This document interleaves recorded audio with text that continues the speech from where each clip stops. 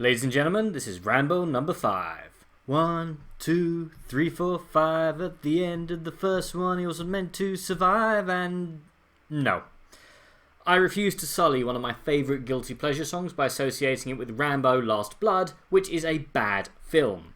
I mean, it was never going to be Oscar bait, and I'm not some Guardian reader who thinks that films should be all sweet and lovely and that we should always think of the children. Oh, won't somebody please think of the children? I mean, my top 3 this year is most likely going to include a video nasty about Nazi puppets killing loads of innocent people in some disgustingly gruesome yet awesome ways. But this film just feels so regressive. In the last one, Stallone went out of his way to find an unreported conflict and set the film there. But here, he's taking on Mexican criminals? I could throw my script guy and hit 100 films with Mexican criminals as the villains. I'd rather not, I know what my script guy has been, but the point still stands. The storyline's generic as well. I mean, I love Taken as much as the next man, but it just doesn't seem to fit when the protagonist is Rambo, a man who has taken on 3 armies and 1 sheriff's department. Reduced to taking on kidnappers just doesn't seem to mesh with me.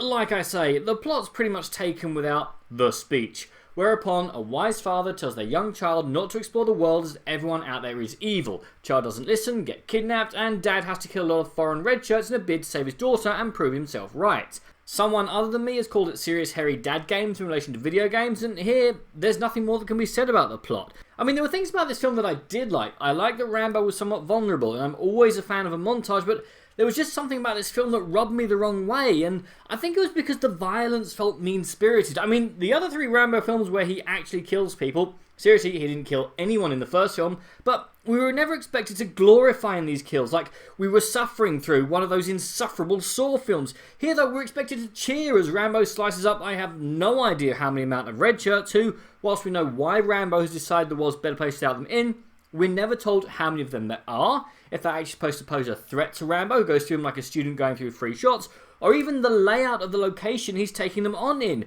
I mean, I didn't want detailed floor plans, but just some sense of context would have been appreciated. I mean, I will say that the kills are inventive, non-repetitive. I'll confess to enjoying the finale, and I will always give props to any film that uses practical effects over CGI, and I knew going in that a film with an 89-minute runtime was never going to be a deep think piece on the human condition, but this is just so generic. You could swap Rambo out with any generic hero and it would have made no difference. Hell, with a quick rewrite, this could have been Taken 4, It's Time to Call Social Services, and you just couldn't say that about any of the other films. Look, if you're after blood and violence and extreme gore, then Rambo Last Blood, after about the halfway point, has you covered. But now that we have the stylized John Wick franchise, Rambo looks like a relic from cinema's past, the guest who's outstayed their welcome at the party. There's nothing here you haven't seen before, and there's nothing worth remembering. It's watchable, but with an edge that left a bad taste in my mouth. A competent and a fitting end to the character's story, but I don't want to see this again. Rambo is a hero from a different, simpler era of cinema who just doesn't belong in this incarnation of cinema. I mean, it's a shame, but that's life. Just skip this and go and see any other generic action film. But what did you guys think? And what's your favourite hairy dad film? Comment below, let me know. I'm Daniel, it's been a dunking. If you've enjoyed this video, please like, share, and subscribe.